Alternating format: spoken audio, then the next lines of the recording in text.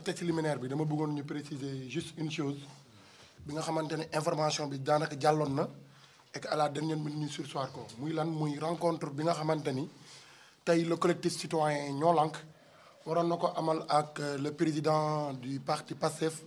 monsieur Ousmane Sonko. lu tax nag ñu sursoir rencontre boobule du lenn lu mooy priorité question de priorité la parce que waroon nañ dajeeg moom tey waaye gis ngeen yéen ñëpp ni démb président Ousmane Sonko demoon na ci enterrement bi amoon Cambérène donc ci logique boobu la ñu ñaan après par la suite pour que ñu may ko tey journée tey bi yëpp mu continuer di dem di jaale ñi nga xamante ne ñoo ñàkk seeni doom ci manifestation yi waaye aussi également dem nemmeeku ji ñi nga xamante ne ñooy blessé yi ñun nag collectif citoyen Ñoo Lank ñu jàpp ni loolu mooy priorité moo waral tey ñu sursoir rencontre bu ñu waroon amal ak moom fii ak semaine bii di ñëw incha allah te bés bu ñu jàppaatee bés dinañ leen informer ci li nga xamante ne mooy daje bu ñu war a dajeek le président Ousmane Sonko. donc loolu je tenais à le dire pour que mu nekk benn information boo xamante ne ni di ngeen ko mën a utiliser après. donc dañuy jublu tey ci texte liminaire bi nga xamante ne moo tax ñu daje fi pour waxtaan ak yéen ci situation wu réew mi gis ngeen ni collectif Ñoo Lank gëj na def sax daanaka conférence de presse yi. waaye tey besoin bi moo ko laaj pour ñu teew fi waaye balaa loolu lépp collectif citoyen Ñoo Lank dafay rafetlu la prise de responsabilité bi nga xamante ni état bu Sénégal jël na ko ci jëmale ko ci indemniser ñi ñàkk seeni doom ci manifestation yi ñu génn waaye aussi également taxawu ñi nga xamante ni ñoo ci jëlee ay gaañu-gaañu waaye di rappeler ne manifestation yi nga xamante ni génn nañ ci te matul semaine daanaka 5 jours la def ci 5 jours yooyu am nañ ci xayma ci lu toll ci lu ëpp 590 blessés maa ngi jéggalu ci wolof bi sama wolof fóotul noonu mënuma koo ci wolof waaye tamit am nañ ci lu ci ëpp 11 personnes yoo xamante ne ñàkk nañ seen bakkan maanaam fukk ak benn nit yu ci ñàkk seen bakkan am lu ci ëpp téeméeri nit yoo xamante ne teg nañ leen ci loxo ba fu ñuy wax ak yéen nii ñeneen ñi ñu ngi garde à vue ba léegi ñeneen ñi mandat nañ leen de dépôt ñu ngi ci kaso yi tëdd. donc loolu aussi baax na ñu leeral ko waaye tamit indemnisation bi nga xamante ne nguur gi bëgg na koo jël pour indemniser ñii loru ak ñi ñàkk seen bakkan ci manifestation yi rek doyul parce que tey urgence la te ñu ngi koy sàkku ñun waa collectif Ñoo Lank à ce que ñu libérer toutes ces personnes yi nga xamante ne jàpp nañ leen ci manifestation yi tey ñu leen di woowee les otages politiques. déglu nañu discours njiitu réew mi muy lancer un appel à l'apaisement maanaam muy woote dal ci réew mi waaye dal nag soo koy woote ci réew mi am na ay jéego yoo xamante ne war nga koo teg pour ñu mën a xam ni kii yemul ci wax kese mais mi ngi jëf bi mooy lan mooy lu ci njëkk ñi nga xamante ne jàpp nañ leen avant manifestation yi ak ñi ñu jàpp ci biir manifestation yi nañu leen bàyyi ñu ñibbi seeni kër loolu la Ñoo Lank di ko di sàkk fu ñu toll waaye aussi également ba léegi ci suñuy revendication vu que tey askan bi moom xeex bi du xeexu kenn du xeexu parti politique du xeexu politicien xeexu askan bi la woon pour respecter mémoire ñi nga xamante ne ñoo ci jëlee ay gaañu-gaañu pour continuer combat bi nga xamante ne jaraloon na jeunes yi ñu génn ba tey am ñu ci ñàkk seen bakkan le collectif Ñoo Lank ànd ceeg yeneeni organisation ànd ceeg li nga xamante ne mooy M2D muy mouvement pour la défense de notre démocratie suba incha allahu rabbi ci samedi bi fas yéene nañu génn wàcc ci mbedd mi dem fi nga xamante ne mooy place de l'obélisque déposé nañ d'ailleurs lettre d'information bi respecté nañ voies yi nga xamante ne constitution bi wax nañu ko donc demee collectif Ñoo Lank dina wàcc ci mbedd mi de manière très pacifique maanaam ci jàmm amul xeer amul sànni xeer amul xeex amul xuloo dinañ dem marche pour que jàmm dellu ci waat ci réew mi waaye aussi également suñu démocratie ñu gën ko mën a ñoŋal ñu libérer aussi également suñu camarades yu ñu téye boobu ba léegi. moo tax dañuy insister encore une fois ci jàmm jooju ñuy woote pour wax askanu Sénégal pour wax ndaw yi nga xamante ni bëgg nañu ñëw suba ci marché bi ne leen tey suñu réew dafa toll foo xamante ne jàmm lay laaj suñu kuddu comme ni ko xale yi di waxee suñu kuddu jàmm lay ràcc ah c'est comme ça. donc tey foofu lañ toll moo tax ñu ngi insister encore une fois ci jàmm jooju ku ciy ñëw soo ko mënee nga sol lu weex nga ñëw nous allons rendre un vibrant hommage aux martyrs, aux blessés ak ñi nga xamante ne ñoom ñoo nekk ci kaso yi waaye tamit nous allons exiger la libération de ceux qui sont jusqu'à présent dans les prisons loolu aussi jar na ñu leeral ko. Ñoo Lank aussi également mi ngi invité nguur gi état du Sénégal à ce que mu am benn lecture bu gën a responsable ci mbir mi que muy considérer ñi ñu jàpp muy les détenus politiques mu leen di considérer comme ay bandits parce que du ñu ay bandits du ñu ay bandits du ñu ay terroristes du ñu ay criminels donc su leen jàppee su leen bëggee considérer foofu je pense que du def dara lu dul guddal combat bi du def dara lu dul gën a taral combat bi ci jours yi ñu ñëw moo tax ñuy sàkku encore une fois te ba léegi ñu ngi ciy insister ñu libérer suñu camarades yu ñu jàpp ñu libérer encore une fois suñu camarades yu ñu jàpp les dignes fils du pays yi ñu jàpp bëgg leen taxer ay terroristes ay actes de vandalisme loolu duñu ko nangu te duñu ko mën a supporter en aucun cas moo tax ñun waa collectif Ñoo Lank ñu jàpp ni képp ku ñu jàpp ci manifestation yi war nañ lu mu gën a gàtt ñu may la li nga xamante ne mooy liberté provisoire maanaam ñu ngi koy wax ci olof bàyyeb ndégandiku nga dellu sa kër loolu mooy premier acte de paix boo xamante ne nguur gi war na koo mën a mettre en exergue. Cependant Ñoo Lank aussi également mi ngi invité le président de la République son excellence monsieur Macky Sall à ce que moom ci jëmi boppam mu taxaw weddi thèse terrorisme bi nga xamante ne ay ñoñam génn nañu wax ko waxuma la sax ci Sénégal waaye ci communauté internationale bi yépp ñun ñii ñëpp gis nañu waaye tamit dégg nañu le discours du ministre bi nga xamante ne moom lañ dégg kaaraange réew mi muy Antoine Félix Diome mu génn traité jeunes yi nga xamante ne ñoo doon wane seen i indignation face à l'oppression ñoo doon wane seen indignation face à la dictature mu leen di traité ay terroristes waaye tamit manière bu ñu doon defee mu koy traité ay actes de vandalisme waaye yemul kese ci Antoine Félix Diome parce que gis nañ aussi également Idrissa Seck nga xamante ne autorité la ci réew mi nekk ci mouvance présidentielle bi moom tamit mu génn daanaka yëkkati même kaddu gis nañ aussi également Aïssata Tall Sall mi suñu ministre des affaires étrangères mu génn yëkkati même kaddu moo tax ñun waa collectif Ñoo Lank ñi ngi invité le président de la République moom ci jëmi boppam mu génn démentir ses propos parce que tegul fenn fii gisoo leen fi terroriste même état du Sénégal amul benn renseignement bu koy wax ni y a des terroristes dans ce pays. Pour rappel ñi nga xamante ne ñoo yor suñu force de défense et de sécurité muy policiers yi wala gendarme yi nga xamante ne ñoo nekkoon sur le terrain amul kenn koo leen ci dégg ñu ne ñàkk na ci bakkanam ki ci gaañu bu grave moom gaañoom ci moom la jógee mais jógewul ci manifestant yi. Donc mënuñoo cautionner en aucun cas cette thèse du terrorisme bi nga xamante ne nii tey ñu ngi koy wax ci àdduna bi yépp pour taxer le peuple sénégalais de terroriste.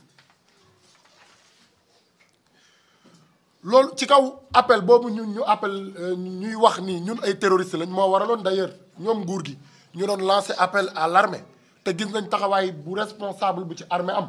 parce que armée tey su defoon tey lu ko nguur gi digal. Je pense que tey du ñu yem ci 11 morts yi ñuy wax tey morts yi dina gën a bëri et je pense que tey xeex bi du yemagum fii. Maintenant nag ginnaaw déclaration yi nga xamante ne ñi ma lim sànq def nañ ko pour taxer ñu de terroriste sénégalais yu bëri ñu ngi koy jëlee kaf di ci ree waaye tamit ñuy fàttali ne askanu Sénégal que ni tey loolu nguur gi mën na ko utiliser dans le futur comme prétexte pour gën a mën a dal suñu kaw te loolu duñ ko nangu tey duñu ko nangu ëllëg. ay accusation la yoo xamante ne ay accusation yu doy waar la yoo xamante ne ñun waa collectif Ñoo Lank nous la société civile sénégalaise mënuñu koo bàyyi mu jàll moo waral ñi ngi insister waat encore une fois le président de la République de génn wax ak askanu Sénégal waaye tamit wax ak la communauté nationale et internationale comme quoi que il n'existe pas de terroristes parce que amuñu benn base légale bu leen di wax ni y a des terroristes dans ce pays. Comme des terroristes mais aussi également comme des forces extérieures venant de l'étranger ñun ñii ñëpp ay sénégalais lañu tey ñun seen askanu Sénégal ñooy waxtaan suñu biir gisuñu fi lu xeetoog terrorisme gisuñu fi lu xeetoog force extérieure étranger boo xamante ni day ñëw di manipuler les jeunes sur quoi que ce soit loolu que ça soit clair.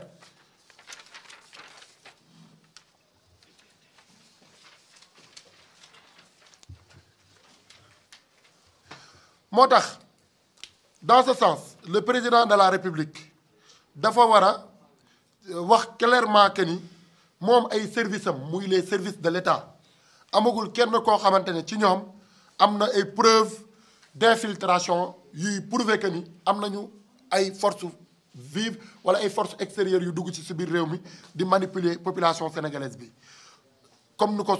ministre bi waxee comme ni ko Aïssata Tall Sall waxee comme ni ko ñeneen ak ñeneen ci gouvernement bi aussi également waxee. parce que population bi ci boppam ils ont fait même preuve d'intelligence gis ngeen ci biir manifestation yi lu muy metti population bi suñu demee ba jekku ñi nga xamante ne ñooy suñuy force de défense et de sécurité di ñuy teg seeni xeer teg lépp lu ñu yoroon dem saafoon teg ñoom ñaata yoon ngeen gis ay forces de l'ordre yoo xamante ne ñoom kese ñoom cundub ñooy nekk ci plus de centaines de manifestants ñu encadré leen yóbbu leen bu ñu delluwaat ci seeni commissariat donc kuy def loolu du terroriste kuy def loolu amul benn force extérieure buy ñëw di la manipuler. gis nañu ay manifestation yu ay jàmmaarloo yu taratar ñu dem ba ci biir seeni grenade lacrymogène jeex seeni bal blanc jeex policiers yi amatuñu benn issue manifestants yi teg seeni arme ñëw saafonteeg ak ñoom ñëw gunge leen sécuriser leen d'ailleurs ba ñu mën a mucc ci lépp loo xamante ne violence bu ñuy exercer ci suñu force de défense et de sécurité yi.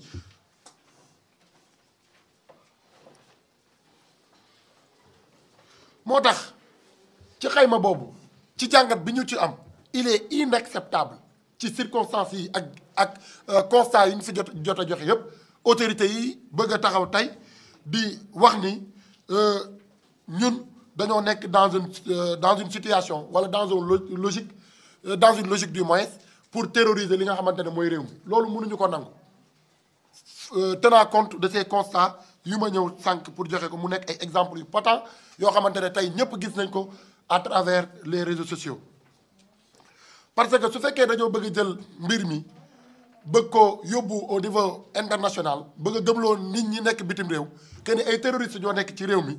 donc bu boobu loolu mënul jàll te bu boobaa aussi également day dégrader li nga xamante ne mooy seen crédibilité.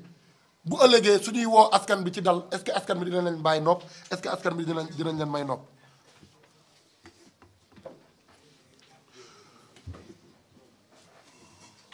waaye tamit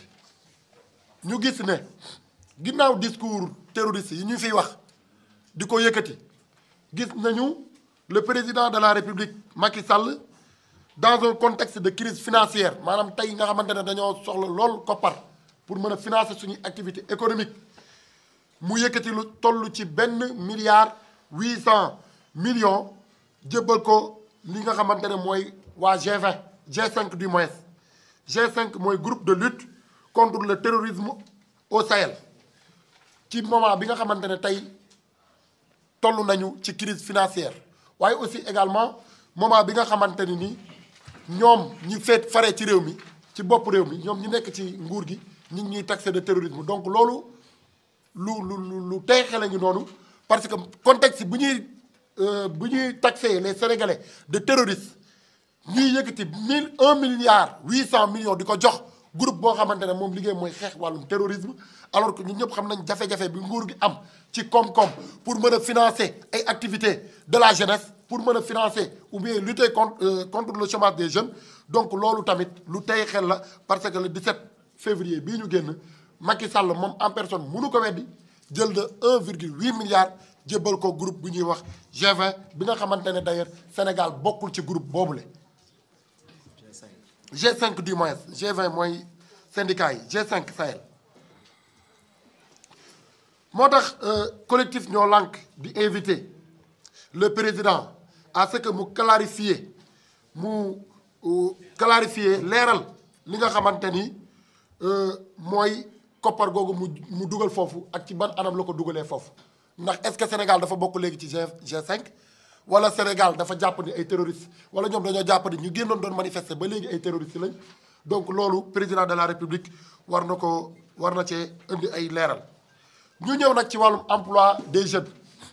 bi nga xamante ne le président de la République dans son discours indiwaat na ci ay gindi ak yeneen i promesses moo tax ñu ne ñun waa collectif ñoo lànk sur l'emploi des jeunes ñi ngi dañoo noté que ni depuis boobu ba léegi ñu ngi constaté ay promesses ci financement bu toll ci 350 milliards après 8 ans yi mu def ci bopp réew mi moom président Macky Sall. Plus de 20 000 milliards de dépenses publiques yoo xamante ni nii tey tiré nañ ko ci suñuy taxe tiré ko ci suñuy impôt sans compter nag bor yi nga xamante ne bor yi nga xamante ne lépp nañ ko pour appuyer li nga xamante ne mooy le partenaire mais aussi également sans résultat sans impact. Donc loolu jàngat la bu ñuy def ci mbir mi depuis bu mu accéder au pouvoir mi ngi dig jeunesse bi mi ngi leen di defal ay promesses ci seen wàllum xëy waaye boobu ba léegi ak koppar yi ñu ciy dégg yépp 350 milliards plus de 20 000 milliards ci suñuy impôt ci suñuy taxe waaye sans compter li nga xamante ne mooy bor yi ñuy dem di lebi ci biti rien que pour jox ndaw yi xëy waaye boobu ba léegi amagul benn impact ci réew mi parce que tey la jeunesse bi gën a nekk ci chômage tey la jeunesse bi gën a nekk ci pauvreté te loolu nekkatul lu ñuy prouver. D'ailleurs su ñu jëlee rapportu OIT organisation internationale du travail bu mujjee génn dañoo classé réewum Sénégal ci ñetteelu réew bi ëpp chômeur ci àdduna bi Sénégal bokk na ci ñetti réew yu ëpp chômeur ci àdduna bi. D'ailleurs loolu bokk na aussi également ci luy justifier le fait que ñu am plus de 180 morts à travers l'immigration clandestine ñu ngi voilà 500 je m'excuse 500 plus de 580 morts voilà donc ngeen jégal ma ko ci wolof waaye plus de 580 morts cautionné nañ ko ci immigration clandestine bi ñuy profité également ci occasion bi di leen rendre un vibrant hommage waaye aussi également di leen ñaanal parce que ñoom it ay martyrs lañu. Disposition yi nga xamante ne nguur gi nag jël na ko pour emploi des jeunes ak programme yi ñu fi teg ngeen baal ma de man moom ak programme yi ñu fi jotagum teg depuis nguuru Macky Sall bu mu nekkee ci réew mi ba léegi mën nañ leen ci limal DER programme d'entrepreneuriat rapide mën nañ leen ci limal PRODAC mën nañ leen ci limal ANPEJ mën nañ leen ci limal FONGIP mën nañ leen ci limal yu bëree bëri waaye tey ñun taxaw seetlu bi mooy kuréel yii ñu fi lim nga xamante ne ay milliards ñu ngi ciy dugg ban njëriñ la am tey pour jeunesse bi ban njëriñ tey la am ak ban impact la am sur l'emploi des jeunes. Donc loolu waa collectif Ñoo Lank ñu ngi invité le gouvernement à une réflexion profonde ci dossier bii parce que mënuñu continuer di jël suñuy impôt suñuy taxe suñuy ressources naturelles di leen ko jox pour ñu saafara ñàkkum xëyu ndaw yi waaye boobu ba léegi milliards yaa ngi dugg certes ci biir seeni organes yu ñu créé waaye amagul benn rentabilité ci li nga xamante ne mooy askan bi particulièrement la jeunesse. Maintenant quelle que soit stratégie bi nga xamante ne dinañ ko teg wala bu ñuy adopté ci li nga xamante ne mooy création du nouveau conseil national sur l'emploi nouvellement annoncé conseil national bi nga xamante ne Macky Sall ci boppam le président de la République annoncé na ko ci discours am bu mujj quelle que soit stratégie yi ñuy teg ci anam boobu ñun waa collectif Ñoo Lank dañuy considérer que la mauvaise gestion ñun waa collectif Ñoo Lank dañuy considérer que yorin bu salte bu ñu yoree réew mi luubal alalu askan bi te du mujj fenn te ñu am ci ay exemple patent suñu corps de contrôle yi muy OFNAC muy IGE muy ARMP muy Cour des comptes ñoom ñëpp chaque année ñu produire ay rapport di topp ñi nekk ci nguur gi luubal alalu askan bi président de la République wax devant tous les Sénégalais ne man maa ci teg sama coude moo tax aboutirul à rien tant que loolu mi ngi continuer di wéy stratégie bu dul stratégie jinne suñ ko fi tegee du tee ndaw yi dinañ nekk ci jafe-jafe wu am xëy réew kenn mënu koo yor ci mal gouvernance réew kenn mënu koo yor ci impunité de détournement des deniers publics réew kenn mënu koo yor ci parparloo tey loolu ñu yoree réew mi pendant 9 ans mooy répercuté wu tey ci jeune bi ci jeunesse bi ba waral am ñuy jël gaal gi di def Barça wala Barsak am ñoo xamante ne dañoo préféré nag toog ci réew mi à travers des manifestations wane seen nakar wane seen ñàkkare donc loolu moo nekkoon li fi gën a fës ci conférence de presse bi tey pour ñu yëkkati ko balaa ñuy terminer ñu ngi lancer un appel solennel encore une fois à toute la jeunesse sénégalaise à toute la population sénégalaise à tout le peuple à ce que suba ku ko ci mën na nga sol sa yére bu weex nga dox ñëw fi nga xamante ne mooy place de l'Obélisque ñu amal fa manifestation pacifique demandé wuñu autorisation information la ñu introduire information boobu nag def nañ ko comme ni ñu ko yoon santaane bu subaa dinañ dem évoquer li nga xamante ni mooy suñu droit constitutionnel parce que chaque citoyen sénégalais am na droit manifester suba lay doon à partir de 15 heures à la place de l'Obélisque fi nga xamante ni nii tey ñu ngi ciy woo askanu Sénégal yépp ci du mu gën a pacifié ci du mu gën a sellee ci du mu gën a rafetee lii moo nekkoon li fi gënoon fës xanaa ñu jox kàddu gi Serigne Fallou su fekkee am na lu ma fàtte mu leeral ko. merci cher camarade liggéey bi rafet na. wax olof nag moo